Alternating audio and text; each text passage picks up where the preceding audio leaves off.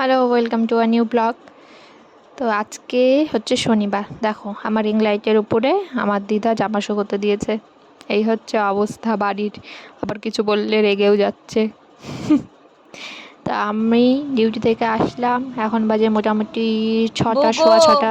ছাড়ো এটা। এখন আমি গঙ্গারামপুরের উদ্দেশ্যে রওনা দিচ্ছি। হ্যাঁ, এরকম হঠাৎ হঠাৎই চলে যাই শনি রবিবার পেলেই।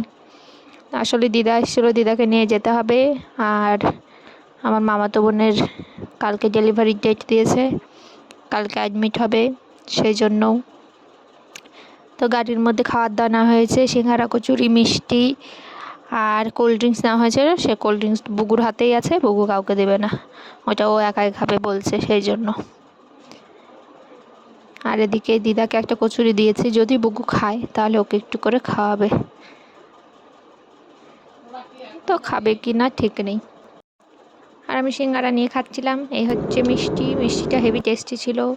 তারপরে আমরা বুনিয়াদপুরে এসে, অলরেডি সন্ধ্যা লেগে গেছে তখন, বুনিয়াদপুরে এসে চা খাচ্ছিলাম। এই দোকানের চাটা খুব সুন্দর টেস্ট, মুকুল বলল। আমি আগে কোনো দিনও খাইনি, ফার্স্ট টাইম খেলাম, সত্যিই দারুণ ছিল। এদিকে রীতিমতো বদমাশি শুরু করে দিয়েছে বুগু, যেহেতু গাড়ি দাঁড়িয়েছে, ব্যাস একবার সামনে একবার পেছনে। আমি চা খেলাম আর ওদিকে দিদা চা খেলো। দিদা খাচ্ছে, আমি খাচ্ছি। দিয়ে বুনিয়াদপুরে রেস্ট করেছি একটু, করে আবার যথারীতি রওনা দিব টং টই টই টই টই টই করতে করতে। এই গঙ্গারামপুরে ঢুকে গেছি আমরা এখন। এটা হচ্ছে আমাদের বাড়ির গলিতে, গাড়ি ঢুকিয়ে দিয়েছে ভেতরে।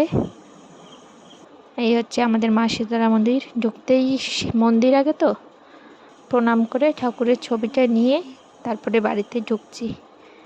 তো গিয়ে দেখছি পলো সবজি কাটছে, রাতের সবজি আলু পটলের রসা হবে। এই যে আমাদের পলো, এটাই হচ্ছে আমার বোন, যার রবিবারে হবে ডেলিভারি।